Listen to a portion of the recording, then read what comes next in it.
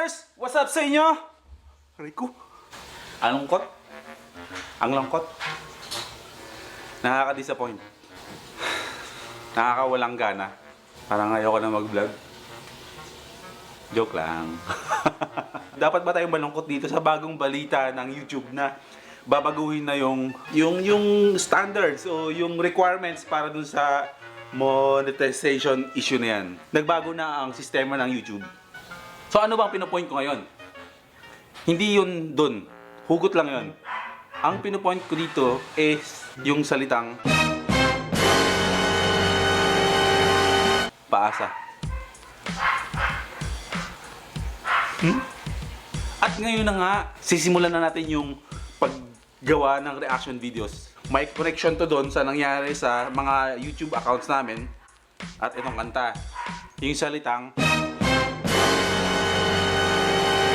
kasi ang narinig ko sa topic ng kanta is itong mga paasa. Kaya gagawin natin, papanoorin muna natin, tapos hihimayin natin yung bawat linya nung kanta. Wala. You next time. Hayaan mo sila. Yeah.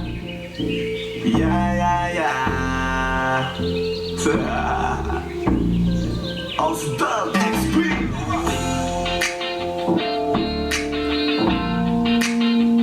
Groovy.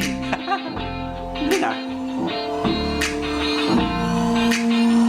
Kalimutan mo na yan. Sige maglibang. Huwag kang magpakaibang. Dapat ay itawa lang. Ang problema sa babae dapat ininda. Hayaan mo silang magkapon sa'yo, diba? Sabi ko naman sa'yo, lahat ka nagloloko. Pagkatapos ka pa pinabang bigla lalayo. Kaya wag na uulit pa. May kahawig ka. Kaya wag na uulit pa. Tayo, kailan ba matututo? Pag-ibig ay sakit sa ulo. Kaya Ang galing ng tono ng kanta, no? Merong ano eh. Merong auto-tune. Masarap sa tenga. Mas pamanakit ang papayuhan. Ako lang naman na ikaw ay masaktan. Hindi kita sabihin na down. Pag pumili ka kasi karamihan kasi na kung makuha madali. Dali nang mapakamot pag may nakante. Kaya ngayon parang mag-isip ka pre. Dahan-dahan lang sa inyong pagkahibang. Sa isang nilalang na dapat nilalang mo lang. Dapat kalimutan mo mga problema na yan. Dahil kahit sa tignan, ay, babae na yan. Alam ko na alam mong libre maganda. Pero ang masama doon balak mong araw-arawin pa. Ang mga ganyan babae di dapat iniinda. Tumigil ka sa dami ng panghawak ka na maging isa. Let me know kung sawa ka na maloko. Let me know kung di sa'yo usong laro. Hindi nagsasawa yung mga lalaking ganyan. Mamaya, papaliwanag ko. Lahat yan nagkakaw. Kalimutan mo na yan. Sige maglibang. Ganda ng kanta. Dapat ay itawa lang. Ang problema Ganda ng boses mo. dapat ininda. Hayaan mo Sila ba talaga yan? Sila ba makata niyan? Sabi ko naman sa'yo, lahat ka nagloloko. Pagkatapos ka pa pinabangang bigla lalayo. Pagkatapos ka pakinabangan sa kalalayo. Kaya wag ka Mamaya. Gagamitin na nila ang iyong pagiging sikat. Sabi ko sa'yo, di ba di lahat ay tapat na mga bitches na tanging riches. Wag ilahat ang pagkatao mo tang feelings from the beginning. Hindi sapat, huyo ka na pag gusto na pa sa kamay. Hindi Ang galing nung gumawa ng video na to. Yung video. Yun. Basta mamaya. Kikigil ako. Kaya hayaan mo sila mag-abort sa'yo para na nila di tayo basta pwede sa'yo na. Ano sa'kin makiwala maraming pagkaiba. Huwag na lang tayo po sa mundong natitira. Di ba sabi ko sa'yo huwag nang uulit. Ang kulit mo rin kaibigan ka. Kulit yan, makulit. Na ang puso mo'y napunit. Nagkagalit pag sinasabihan ka. Hindi nagagalit, hindi nga nakikinig yung mga yun eh. Alam ko na rin, galawan ng babaeng ikaw ay papaasahin. Kaya kung ako sa'yo ay wag na. Tanga yung taong nandyan lang para sa kanya. Kaso pinaniwala, dahil lang sa salita. Ang lakas na mas magamit lang hindi mo halata. Ganyan na talaga. Oo, talaga. Sitwasyon ngayon, wala na akong masabi. Basta alam mo na yan. Tagal Tapos ang gusto ko na magsalita. Sige maglibang, huwag kang magpakaibang. Dapat ay itawan lang. Ang problema sa babae, dapat hininda. Dapat Hayaan mo hininda. silang mag-apol sa'yo, diba? Tama. Sabi ko naman sa'yo, lahat ka nagloloko. Pagkatapos ka pang kinabangan, bigla lalayo. Kaya wag na mo Ang galing nung nagsulat. kaya wag na mo ulit pa. Huwag kang mangangamba kung iiwanan ka na niya. Huwag kang mag-alala kasi marami pang iba. Hayaan mo lang sa tawak niya sa magpakatanga. Hanggang sa masabi yan. ka na kasi ganyan talaga sila. Baka di mo alam na hindi na bilang sa daliri ang binibining sasaktan ka lang. Kaya easy ka lang, huwag kang magpakaibang. Huwag mong gawin mundo yung alam mo na tao lang alam mo yan. Kaya huwag mo nang lokohin ang sarili mo. Huwag mong gawing mundo tao lang.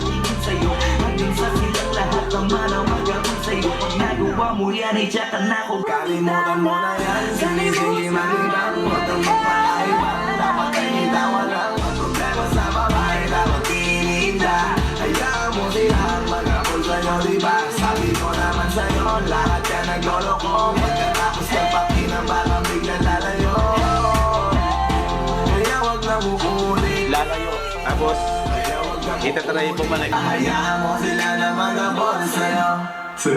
Hayaan mo silang maghabol sa'yo o hayaan mo silang mag-abono sa'yo? Okay, sige. Lalaki muna. Bato-bato sa langit, ang tamaan, huwag magalit. Kung ang tawag sa mga lalaking ganito ay mga fuckboys, anong tawag sa babaeng gumagawa ng ganitong mga estilo?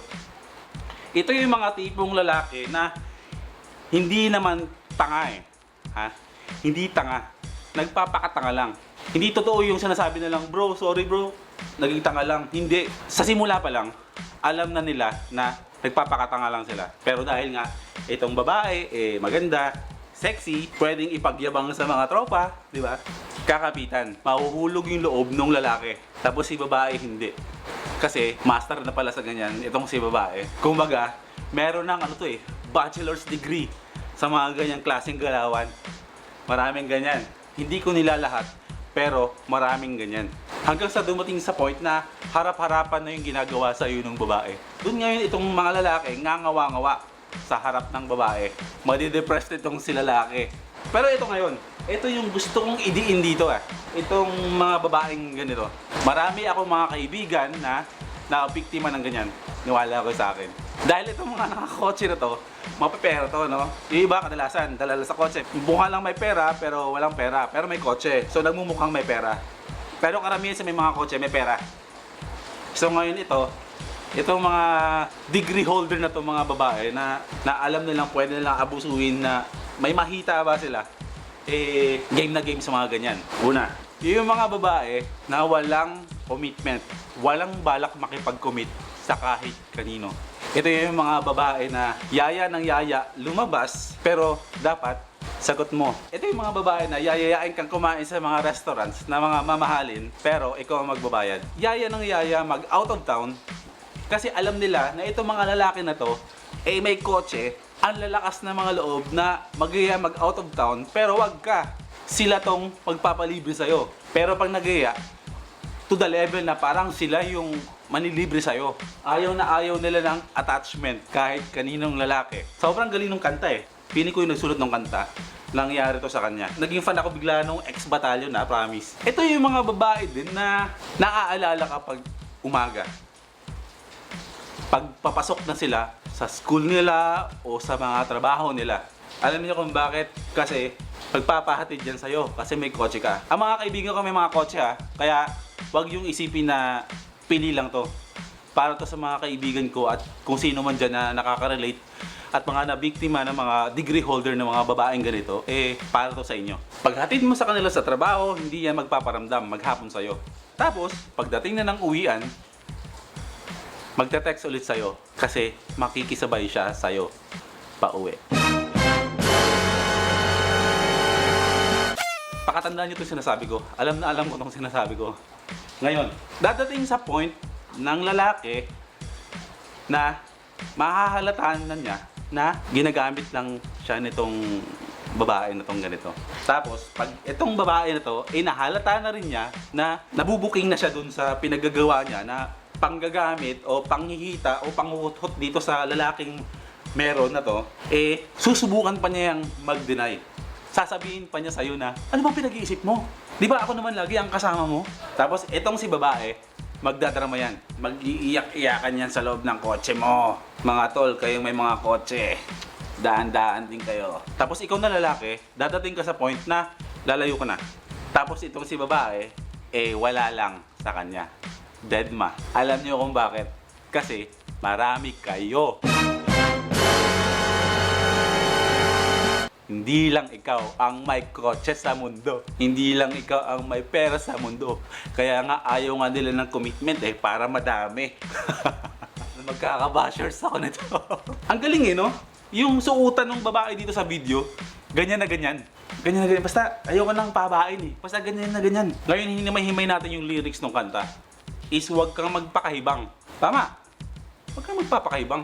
Brad, huwag kayo magpapakahibang sa babae. Para to sa mga matitinong lalaki. Kaya mga Brad, yung mga nabiktima ng ganito, magkano rin kayo, magtira din kayo ng respeto sa mga sarili nyo. Akala kasi ng ibang mga babae, lahat ng mga lalaki, ganyan. Hindi lahat. Next line. Hayaan mo silang maghabol sa'yo. Ito na yung sinasabi ko. Ang sabi ng kaibigan ko, medyo dapat badass ka. Medyo asshole ka, pero hindi sa masamang paraan para bang ipakita mo rin sa babae na gusto mo na confident ka na hindi lang naman siya yung babae sa mundo. Na maaring marami pa diyang pwedeng posibleng magustuhan mo maliban sa kanya. Magtira ka sa sarili mo. Alam mo na yun, breezy boy ka Lahat ng naglolo ko, pagkatapos ka pakinabangan, bigla na lang lalayo. Totoo yun.